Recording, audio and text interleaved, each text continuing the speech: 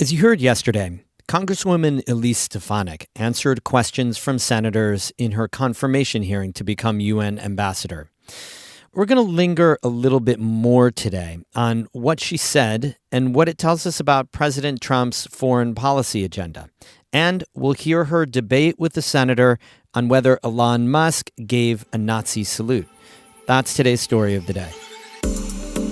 Support for Story of the Day comes from Long Run Wealth, an SEC-registered investment advisor in Lake Placid, providing comprehensive wealth management, retirement, and financial planning solutions. LongRunWealth.com. Hey, I'm David Sommerstein. It's Wednesday, January 22nd. First up, the FBI has released more details about the deaths of a U.S. Border Patrol agent and a suspect involved in a shooting in Vermont earlier this week. Agent David Chris Milland stopped a vehicle on Interstate 91 around 3:15 Monday afternoon. According to the FBI, there was an exchange of gunfire with two suspects during the traffic stop. The FBI says one of the suspects is a German national in the U.S. on a current visa. Milland and the German national were both shot and later died. The other suspect is currently being treated at an area hospital. The FBI said the investigation remains, quote, extremely active. $252 billion. That's the price tag on this year's budget for New York, up about 4% compared to last year. But if there's one thing Governor Kathy Hochul wants you to know, it's that she thinks the state is in pretty good fiscal shape. Jung-Yoon Han from the New York Public News Network reports. The governor says New York has seen a better-than-expected economy. That, coupled with strong performance from Wall Street, means there's a surplus of over $5 billion. We're investing more in New Yorkers because we have more resources to do so, and we're doing it responsibly. She wants to put those extra resources in people's pockets through rebate checks, income tax cuts, and an expanded child tax credit. And she's lowering the tax rate for qualifying New Yorkers by 0.2%. This puts nearly $5,000 back in the pockets of many New York families. All these proposals, plus an extended tax hike on the wealthy, are Hochul's way of shoring up her standing with voters as she's looking towards her 2026 re-election campaign with mediocre approval ratings. There are other flashy and new proposals Hochul is putting on the table. She's vowed to fund free breakfast and lunch for all students in public schools, but chief among them is restricting cell phones at schools. By the start of the next school year, every student will be required to disconnect from their devices during the school hours, bell to bell. Hochul put the price tag on the cell phone restriction, with some exceptions, at nearly $14 million. That's at least $10 per student. That means during class, at lunch, in the hallways. Our kids will finally be freed from the endless disruptions of social media and all the mental health pressures that come from it. School funding more broadly was a large source of the increase in the state's budget. Hochul initially wanted to cut funding to schools with dwindling enrollment, but now she's pushing for bumps in funding across the board, plus even more financial support for schools in districts that have higher poverty rates. Medicaid spending is also up, this time 14% compared to last year. The governor's hoping to offset those costs through a program which provides home care.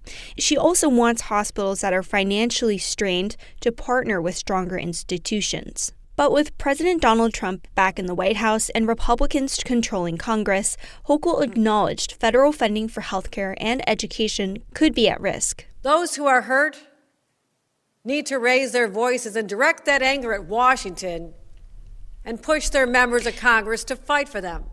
Ed Raw is a state lawmaker from Long Island. He says while it's great that the state has a surplus, he's worried that the growing budget might catch up with the state down the line. My fear is what happens when the bottom drops out and we suddenly say, oh, maybe we can't afford the child care tax credit. Maybe we have to go increase some other tax rates. Andrew Ryan is president of the Citizens Budget Commission, that's a fiscal watchdog. He says that the current budget has too many new proposals without much to curb spending. The reality is we can't afford all these programs in the long run if we aren't willing to restrain spending, and there is no spending restraint in this budget. Ryan also says it would have been better for the governor to invest in longer-term projects instead of rebate checks. The rebate checks basically takes $3 billion and spreads it so thinly it won't help anybody. Hochul will spend the next several months negotiating with the Democratic-controlled legislature about her proposals. The deadline to approve the final version of the budget is March 31st. But Hochul's administration is known to have prolonged negotiations over the budget, and it could happen this year, too. In Albany, I'm Jung Yoon Han for the New York Public News Network.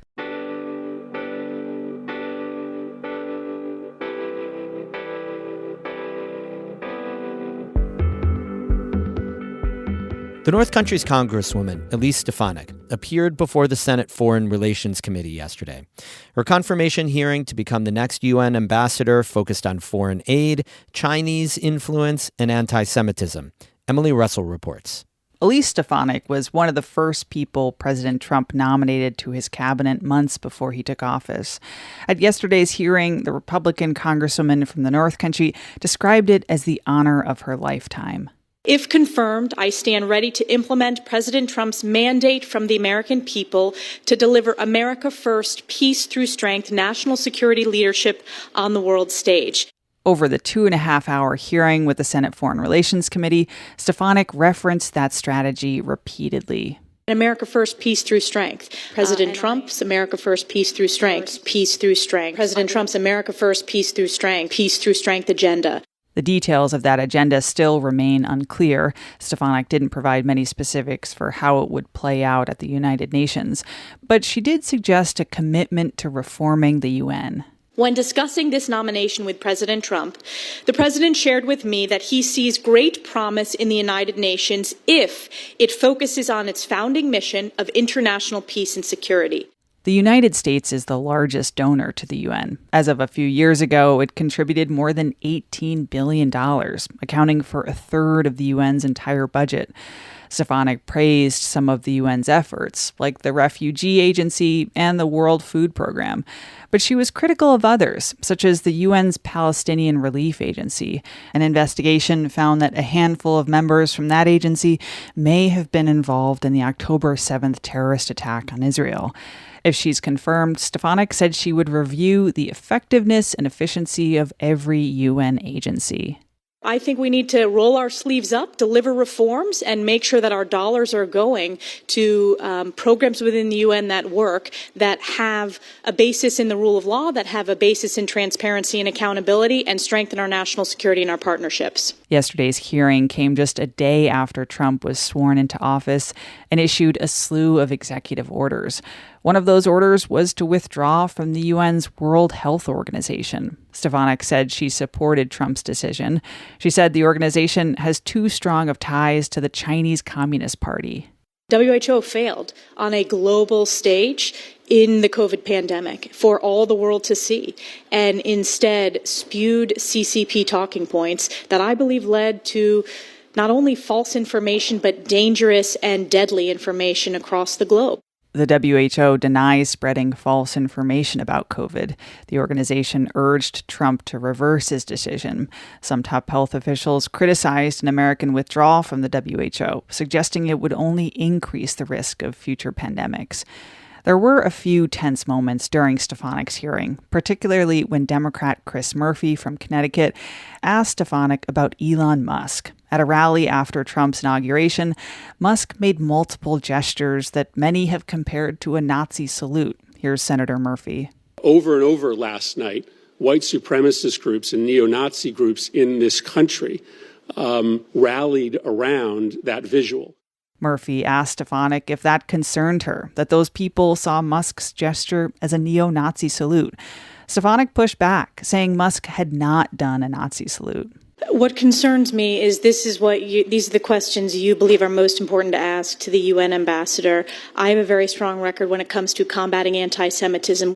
Both Democrats and Republicans at Stefanik's hearing praised that record. She has repeatedly criticized the United Nations over the years, describing a, quote, anti-Semitism rot in the agency. Stefanik said on Tuesday that addressing that rot was one of the things that drew her to the UN ambassador role. Senators on both sides of the aisle have already expressed support for Stefanik's confirmation. If the Senate Foreign Relations Committee approves her nomination, it will go to a final vote before the full Senate. Emily Russell, North Country Public Radio. We have more news all the time on our website, ncpr.org. Music today by Christopher Watts of Canton and famous letter writer of Plattsburgh. I'm David Sommerstein, North Country Public Radio.